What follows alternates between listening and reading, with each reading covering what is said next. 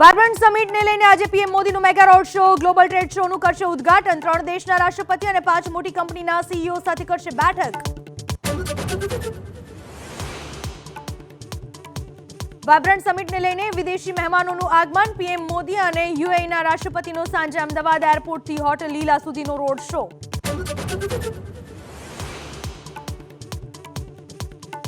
હજુ 2 દિવસ માવઠાના માર માટે ગુજરાત રહે તૈયાર. મધ્ય દક્ષિણ ગુજરાત અને સૌરાષ્ટ્રમાં કમોસમી વરસાદની આગાહી.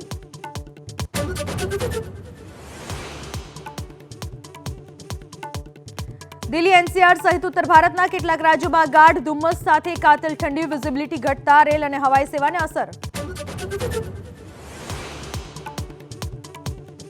યુપીના સીએમ યોગી આદિત્યનાથ અયોધ્યામાં પ્રાણ પ્રતિષ્ઠાની તૈયારીની કરશે સમીક્ષા. સાધુ સંતો સાથે પણ કરશે બેઠક.